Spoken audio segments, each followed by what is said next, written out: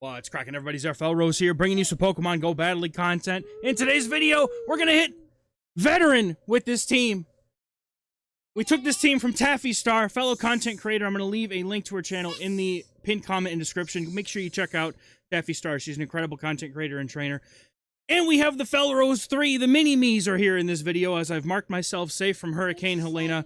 And I am now with my family for a few days, just trying to stay away from the storm. Appreciate all of the kind words and the comments from the posts we made. We're going to talk about this team. We got Shadow Jumpluff. If you don't have a Shadow Jumpluff, a regular Pluff will do, as it's a very common Pokemon. And if you don't have a Pluff at all, you could probably use another Flyer in the lead. Flyers in general core very well with the Diggersby. So, Diggersby, though, is the star of this show. Quite honestly, this thing is thick. We call him Chungus for a reason. And Dunsparce on the safe swap with this team is incredible. Dunsparce in general is just really good. So let's get into these games here. I did 4 sets with this team to hit Veteran. We went 5-0, 3-2, 3-2, and 4-1. And I left out the 2 3-2s not because I didn't want to show them to y'all, but because they were just nothing added to the video, really. So we get this first lead here. Poliwrath, very good. Opponent staying in. My expectation here is they're probably going to try and get a shield with the Icy Wind, so that's what they do. We're going to go for the Aerial Ace before they can get to this move, as it is now 8 to the Icy Wind. You're heavy now. I used to do videos with this little girl all the time, and she used to be small enough, and now she's just big. So Dunsparce is going to come in. Dunsparce is probably one of the best save swaps in the game right now. Hey, you... Nice. People are listening with their ears, you know. Oh, goofball. Typically what I'll do when I see a Dunsparce... Alright. Typically when I see a Dunsparce, what I'll do is I'll bring in my Diggersby and look to try and use that energy after the match. Dunsparce does not do well into Diggersby because of the resisted rollouts. Careful, okay? Alright, weirdo. She's demanding I get... She picks up now. Alright, come on. Alright, you need to stop that. Alright, so this is less now a gameplay video, and now more so just the children are taking over the game. But, so Jumpluff is going to be able to come in against this Poliwrath. Squeaky wheel. Mommy's giving her the eye. You're a weirdo. Dunsparce here. We're going to get the Rock Slide off. We're going to be able to take it out. And then the opponent's third is going to be a Drifblim in this case. Do not turn off my microphone. You are a little... She presses all the buttons. She's the troublemaker. She's the troublemaker. Anyway, Drifblim in the back is fine here because we still have our Dunsparce, and Dunsparce has an extremely dominant matchup into the Drifblim. So once we save the Dunsparce for later, we'll just come in with the Diggersby. What I do want to do here is force them to throw the energy that they've got, because at this point they could probably throw 2 Icy Winds before I can get a move off with my Drifblim. The opponent does decide to concede, and that's going to be good for...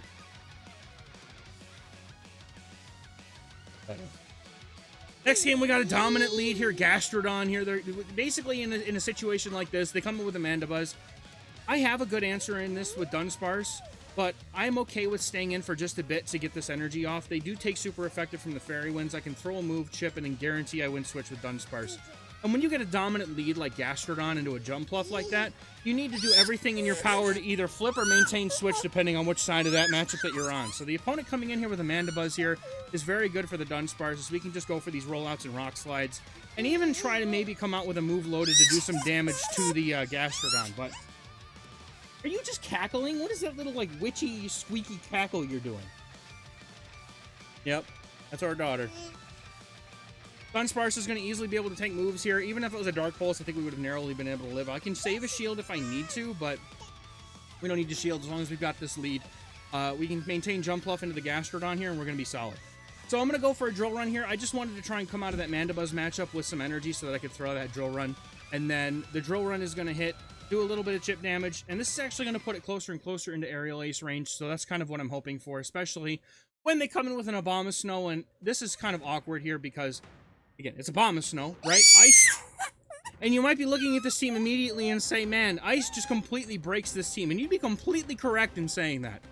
This is one of those teams that completely like disrespects Ice types and just hopes that they have it in the back instead of being in the lead. So if the opponent had the Abomasnow in the lead here, I'd be pretty much cooked. But thankfully, no, you try to touch my mic, you want to turn it off, and then no one's going to be able to hear anything. And you're too adorable not to be heard, you little goofball. We're just going to be able to save the shield. I know I can tank at least one move from the Abomasnow. I'm trying to waste my switch timer out here and go for a Fire Punch and then swap out, but unfortunately I wait too long. I get the Fire Punch off, but unfortunately for me, I'm only going to be able to get resisted damage. I should have just gone for the Scorching Sands, but I was hoping I'd be able to maintain my Diggersby and swap out. So what we need to do here is just come out with 2 Aerial Aces loaded so that we can take out the Gastrodon and then take out the Abomasnow basically as soon as it comes back in. So the opponent's throwing Body Slams, trying to use up the switch timer and get their Gastrodon away from the Abomasnow. We're gonna go for this Aerial Ace. I'm hoping this is gonna be enough. It's very close, but the Gastrodon lives with a sliver of its HP bar. We're going to be able to get this Aerial Ace off against the Abomasnow, though, and that's going to take it out, and then we just got 1 Fairy Wind in with 2 shields against the opponent here. Good game. All right. Getting into the next game here, we're going to have Jumpluff on the lead versus a Talonflame. This is a terrible lead, and I need to get out. So in this case, this is pretty much the only time where I'll actually safe swap in my Diggersby, because I want to be able to save Dunsparce for later in this match, in this game. So I come in with Diggersby here, and I'm going to throw the Scorching Sands, and we're going to be able to get the attack drop, which is really huge. I'm glad you find this so incredibly funny, bro. So we have the Scorching Sands getting the attack drop here, and I don't have to shield that Earth Power, and now I can just simply go for Scorching Sands, trying to go and prioritize my timing so they don't get any free Mud Slaps here. And the opponent shielding here basically tells me they're trying to fight for switch. So even though this is going to be a Body Slam and feels bad to shield this, I am going to go ahead and give a shield back because I need to get switch advantage here if I can possibly help it. Jumpluff is not going to be able to take care of a Talonflame by any means. And so I'm just going to try to go for as much damage as I can here before going down. I'm going to be able to get a Scorching Sands off. It's resisted, but it's still chip damage. And in this situation, even if I can get the Talonflame low, an Aerial Ace might be doing enough to knock out here. Now, my opponent is going to throw a move here, and they're taking double super effective rollouts. Flame Charge is going to do some damage. I'm not worried. Even though it was a Brave Bird, I wasn't going to shield that. And then we're going to shield the second move because it is a boosted move. They go for another Flame Charge, but they took quite a bit of damage from these rollouts, and they're going to be very low. So now they have a Greninja. My Jumpluff is in the back, thanking its lucky stars that it gets to get this matchup. And I can actually fully farm this down, I believe. Or fully farm this down here before they can take us out. And if I have to, I'll throw an Aerial Ace, but it's not going to be ideal. I should be able to get a farm down here, and we do. And now it's just going to be a matter of getting these Aerial Aces into the Talonflame. We're going to be able to go for back-to-back Aerial Aces. The opponent throwing both of those Flame Charges means they have no energy left, and they need at least 2 Incinerates, and that's going to be a good game. Well played. Getting into the next game here, we've got Jumpluff against Feraligatr. This is typically a positive lead. However, if they land the Ice Beam, it's all Jover for our Jumpluff. So, Bluff needs to go for the Aerial Ace here. And I throw on 6 here. Most people, with Shadow Feraligatr are going to put their shields into it anyway. So I'm going to go ahead and shield this first one. They almost always bait with the Hydro Cannon here. But I'm going to be able to go for this Energy Ball. And I'm thinking, I counted 6 here. So the opponent should only be at a crunch. I'm going to let this go. If it's an Ice Beam, then so be it. I'll come in with my Dunsparce, but the opponent goes for a crunch, and that's okay for me.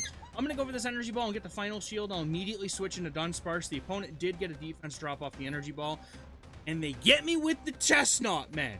The Chestnut, that's going to be difficult. Chestnut's going to be a difficult thing to deal with, but it's okay. We have a shield advantage, and we've lured this out or Diggersby, so it no longer has to deal with it. So, Drill Run's all resisted. Rock Slide, Drill Run, it's all resisted. One of the few Pokemon that resists the ground and rock coverage, which is very good coverage. Otherwise, that's why Dunsparce makes a great safe swap. The Drill Run is not going to knock out this Chestnut, but it's going to bring it low enough where I can let them take me out here, or I get to another move. And then they're going to bring in the Gator. I'm going to go for this Drill Run because Gator would be very, very problematic for my backline. We're going to get rid of this Gator here just about. The opponent's going to throw a move to make sure they can get rid of my Dunsparce, and that's going to give Jumpluff a little down here. We have Fire Punch for the Chestnut at this point. The opponent comes in with the Drapion, and I'm going to swap immediately my Diggersby. The opponent, being as low as they are, and with as much energy as I have, they have to be very careful with that Chestnut, because I can Fire Punch it comes out.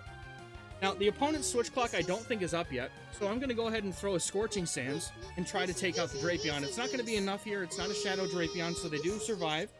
And the Chestnut comes in and throws a move, and I'm thinking, well, this is probably going to be the hardest hitting thing left in the game, but I'm going to leave it up to my Jumpluff to finish the game because the opponent is out of shields and they're within Aerial Ace range. Now, unfortunately, I didn't realize they had 2 moves, and I'm not sure that a superpower would have been enough to knock out there, but they do go for the Frenzy Plant, and that's going to be fine with me because I can get this farm down, go for the Aerial Ace, and take out the Drapion. That is going to be a good game. Play to the opponent. Getting into game 5 here, we've got the Jumpluff against a Malamar, and this is a pretty positive matchup because we absolutely outpace you. And the opponent immediately makes a swap out here, so what I'm going to do is I'm going to go for some chip into this Miltank because I don't have a strong response to this, but I have now Dunsparce that can come in. Body Slam, even though the same type of attack bonus, is pretty, you know, it's pretty underwhelming now after it's been changed at the beginning of the season. So we're going to be able to just go for drill runs here, and I'm very fine with this. Really? Yeah? Oh. Miltank is going to be able to get to a move here. I'm not too worried about it. And the reason why I didn't come in with my Diggersby here is because I was worried about them potentially having the Ice Beam, which is kind of, you know, something that I need to be scared of on Diggersby. So we're going to just get into the Jumpluff here against this Malamar and be able to get to an Aerial Ace. Remember that they did not farm at all before swapping out. Swap as soon as they started the game. Aerial Ace is going to take them very low. The opponent maybe is just trying to lure out my jump. But I'm fine with that, as I will get... They're probably not going to come in with a low HP Miltank just to let it get knocked out. So the opponent now comes in with a normal type, and that's going to be the Dunsparce that they had hiding in the back. So they're playing Malamar double rollout here. Double rollout is a very viable strategy. And we are going to get to this Energy Ball, but the opponent's able to take us out with their fast moves or the damage, or the damage register. We're going to be able to get a Diggersby here in the end game, and Diggersby against rollout users in general is very good. And I'm very glad that I didn't have to deal with this because, again, I don't know what their other move is. It's probably going to be Ice Beam if I had to guess. We're going to be able to go for Sands here in order to get a lot of damage onto this Dunsparce. The opponent is going to have to shield at some point. They get the attack drop. I was very lucky, which is very, very unusual. I'm typically very cursed with the debuffs and buffs. Typically never in my favor, but today specifically, we were very lucky with the Scorching Sands debuffs. I believe it's 30%. You're just absolutely crazy. So at this point, we could just save Diggersby for the end game here. We are going to be able to get to 2 moves. The opponent decides to concede the...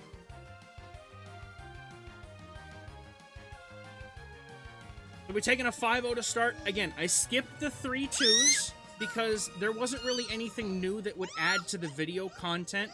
And the 4 losses that I had in those sets were just like this one. It's basically something that beats me in the lead. I'm a champ in the back, and then just they have something to beat my Diggersby in the... There's absolutely no way out of these kinds of games, and sometimes that's just what happens. You know, I happens to me plenty. If you guys have been following my streams, trust me, guys know very well. Now, previously in one of those 4 losses, I took a Stone Edge to the face, and I found out just how much it hurt, so I shield this one. And I'm just kind of hoping that maybe their third I have a chance, right? But I'm critically weak to Ice in the lead, as we mentioned earlier. They have a Toxapex in the back, and I just surrendered their... They can have that win. Getting into the next game, though, we get a nice lead, bouncing back with a Chestnut on the lead. This is dominant for us. Drapion's going to come in here, and I'm coming straight in with my Diggersby. Now, the thing to note here is that this Shadow Drapion and the Scorching Sands would all but pretty much one shot from this. Maybe not one shot, but it would put it to like so low that I can quick attack down. So I'm going to go for a Fire Punch bait. I feel like they're likely to fight for switch here because they had such a bad lead, and they do shield the Fire Punch. The reason why I'm okay with going here is because even if the opponent decides to let that go, then I can just start going straight Fire Punch. I don't have to worry about going for Fire Punch. So we do Cap Tie here, and Diggersby is very, very bulky and has X, so it is going to lose Cap Tie. Opposing second shield down, and at this point, I'm okay to put my second shield down as well, because this will allow me to get to the Scorching Sands before they can get to 2 Aqua Tails. I'm going to go straight for it. I'm not going to try to overarm, get fancy, or let them try to catch this move. I need to get this Drapion out of here because it's a threat to my Jumpluff. I need to maintain switch advantage. The opponent coming in with Talonflame here is going to make it so that we can put the Dunsparce on this, maintain the jump off on the Chestnut, and this is pretty much just those, you know, alignment games where you win because you happen to have really strong alignment. Just like how I lost the previous game, there wasn't nearly as much of a skill showing here. It was me having favorable alignment the entire time. But in this case, we're going to play out the same game. The opponent not quitting. They're not giving up yet. They come in with their Chestnut. What I need to do is I basically need to make sure that since I have no shields, I cannot give this Talonflame a chance to throw a move down here. What I'm going to do is I'm going to go for as much as I can here. Get to this Aerial Ace. Make sure that I can get an Aerial Ace off before put you down. You're heavy. You're a big girl now. Oh, you immediately want back up. Anyway, the opponent does concede, and we take that one. Hey. All right, fine. Getting into the next battle. We got Dunsparce on the lead versus a trainer that I've seen before, Jogger Swalt. So this is a very talented trainer. I do know this trainer. Dunsparce is going to come in for me on the safe swap in order to deal with their Dunsparce on the lead, because I am not about to keep my jump buff in on that matchup, but I don't want to save swap my Diggersby here. So instead, we're just going to let them do what they're going to do. So they respond here with a Clefable, and Clefable is not a hard answer to Dunsparce, and so I have an opportunity here to flip switch, and I need to try and take it. So I'm going to go ahead and shield this up here, as it might actually be a Moonblast, and thankfully the opponent does decide to full send the Moonblast, and then they're going to be able to go for a Swift here. Because they threw that Moonblast, I know this is just a Swift, so I'm going to let this go. I don't think it's going to be enough to knock out. Dunsparce is pretty bulky, and we're going to be able to get this farm down, and that's a lot of energy. Now, we get switch advantage, so we're going to be able to put Diggersby on the Dunsparce here and do some damage with our own Dunsparce, as we have 2 moves loaded. This is going to do quite a bit of damage here, and get the Dunsparce within range of a Scorching Sands and some quick attacks here. Whew. You're a handful, little one. You know that. So we have our second Wigglytuff of the season here. And you know me. I love dunking on Wigglytuff. So we're going to take this opportunity here to flex on the Wigglytuff. But I have to be careful because they have 2 shields and they know Icy Wind. So I'm going to go for a Fire Punch here, trying to get this first shield. The opponent has a low HP Dunsparce in the back as well. So what I'm going to do here is I'm going to come in with my jump off, and I'm just going to sack it. They can throw the Icy Wind here. I'm just going to do as much damage as I can with Jump Bluff. The Icy Wind does not knock out thanks to the debuff on the attack that we had from the opponent earlier. Now our attack is debuffed. This Aerial Ace won't hit nearly as hard as it could, but we're going to get the Wigglytuff low. And I like cackling at it too. We're going to be able to fire off this Energy Ball here before the opponent takes us out. I probably could have gone for an Aerial Ace, but I just didn't want to risk it. I figure if I'm only getting to 1 more move, I may as well just get in the... I just want to get the energy off. So we're going to be able to go for a couple of moves here. Quick attacks. He's distracting me. I'm totally losing my train of thought. My opponent is going to be able to get to a move. I thought I was going to be able to get to one here, but now it's up to a call. I basically have the feeling that they're going to swap in the Wigglytuff and try to snipe me. And just like the screaming child above me says, we're going to be able to Fire Punch the Wigglytuff and get to another Fire Punch, and or not even, we just quick attack down. That's a good game. Well played. That one was incredibly close, and I'm glad that we were able to take that one again. Just for the sole purpose that I despise Wigglytuff. Next trainer, Adikazam, is another trainer that I know. The opponent safe swaps a Cresselia after having a bad lead into the Greninja. And Greninja is not good into the Jump Bluff whatsoever. The Fairy Wind's hurt. The Energy Ball would one-shot. Aerial Ace is going to do a lot because it's a Greninja and it's made of literal wet paper. So we are going to be able to put our Dunsparce in here. The opponent would have never been able to throw that, or they never would have wanted to throw the Grass Knot, safe swapping into the Jump Bluff, so I was fine to go up to the Energy Ball and then throw. Now the opponent is going to be able to go for another move here. I'm just going to let this go. It's fine. I just need to maintain switch advantage here, and I can keep that Greninja on my Jump Bluff. I should be okay here. I just don't want to let it on Diggersby unless their shields are coming down. The opponent is going to come in with a Greninja here, and they have a choice to make. Do they want to tank this, moving it a farm down? It looks like they do, or at least they're going to shield it and farm down. But they are definitely not going to be looking to throw here, it looks like. So they're going to get this farm down. And that farm down could be dangerous here. As you know, if Greninja gets a single boost, those Night Slashes suddenly start hurting a heck of a lot more. So we never shield the first one here, just in case they do boost. I don't want to shield a non-boosted Night Slash if I don't have to. We can always let this go, as it's not even going to come close to knocking out. We can tank 2 or 3 Night Slashes here with no problem. And the opponent now comes in with an Ariados, And this is going to be an interesting game here. We have Diggersby with Fire Punch, and now the Ariados is well within Fire Punch range here. But they are going to be able to get a Lunger Trailblaze off, and that's what's going to be scary. I don't have to shield one move here. They do go for the lunge, and I miscount here. Again, I'm just off by one.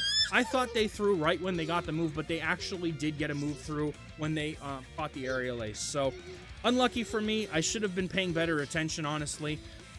So that was a skill issue on my part. So we're going to be able to get a Fire Punch off here and then go for a Scorching Sands into the Greninja. The opponent, even though they have 2 attack debuffs on us, this is still going to put it down in a range where we would either knock out or be able to take them out. And the opponent decides not to shield it, and that's going to be a good game. Well,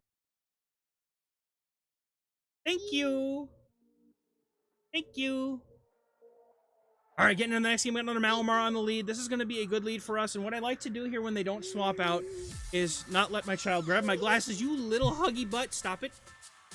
We're going to go for the Aerial Ace on 6, as that would be right when they get to the foul play, and I'm going to throw them off here by throwing the Aerial Ace now right away. Some trainers actually don't know the counts or purposefully overfarm and try not to give us a free Fairy Wind. So we're going to be able to get one foul play, tank it no problem, and then after this we can actually get to the next Aerial Ace unless the opponent throws the energy. And I'm going to give one shield back to them because they gave one to me, and I would like to get rid of this Malamar because these superpowers are something that I need to worry about with my backline. They're both normal types, so I'd like to get rid of the Malamar here. And opponents typically will have poison types behind a Malamar, but this trainer actually has a Dunsparce, so I don't know what their third's going to be yet, but we are going to put the Dunsparce on their Dunsparce. And in the end, what we can do here is we can hopefully put Diggersby on the Dunsparce, depending on what they do, but they come in with their own Diggersby, so a mirror backline with a Malamar lead. So as long as we save our Diggersby for the back and just finish the game with it, we should be okay here. Now, this is a negative matchup for Dunsparce, but I'm totally okay with letting Dunsparce do its thing so that I can maintain HP on my Diggersby in order to be able to put it up against their Dunsparce and finish off their Diggersby later. So that's kind of the plan here, right? And we've got Jump Puff here. I'm going to actually send it in to try and get a move off or force him to throw this energy. I'm also clearing the debuff on my Dunsparce. And they're now low enough where I can just bring in my Diggersby and start getting energy and start throwing Scorching Sands at everything. There's nothing here that resists Scorching Sands, but I am just going to come in with my Dunsparce here just for a little bit of extra chip here. I would like to maintain my Dunsparce here just to be able to if they actually go for a Fire Punch and then make a nice catch on their Dunsparce, and that's going to, I mean, either way, this is still damage into their team. We can now get to another move, but they actually sack or CMP us here on this move. My Dunsparce has a slight attack weight to it, so if anybody's got like the rank 1 or something close to it, we are able to get very close to winning cap ties against a lot of good rank Dunsparce. So Roll Run, not going to do much, but at this point, the opponent having the shield here, I can just go straight Fire Punch, and even if they let this go, I should be able to quick attack down if this doesn't somehow knock out. Fire Punch going to get it low. We're going to be able to get the quick attack down here, and we just have so much HP at this point where we can just do Scorching Sands, and the opponent's going to have to shield this one and then let the next go. Now, the opponent here, actually, what they do is they doo-doo. He said doo-doo. Ha-ha, doo-doo. Yeah, see, even Maggie thinks it's funny. They're not gonna shield here because they were trying to call a Fire Punch bait, but we could have easily just gone for 2 Scorching Sands and taken that game. So that's well played to our opponents here. Very, very good 15-5 run with this team. Again, shout outs to Taffy Star for the team, as she posted it a few days ago and did very well with it herself as she made a video on it early season. So I saw the team, I figured I'd give it a shot, and it worked out very well, and I highly recommend this team. It's a very good playing team. And hopefully you guys have some success with it. If you don't, if you do, let me know in the comments. We're gonna I don't know if we're doing another video here in the Felrose Casa, but we'll see what we can do. But we are gonna catch you guys on Monday in the next video. Thank you all very much for watching. Bye. Say bye. Bye.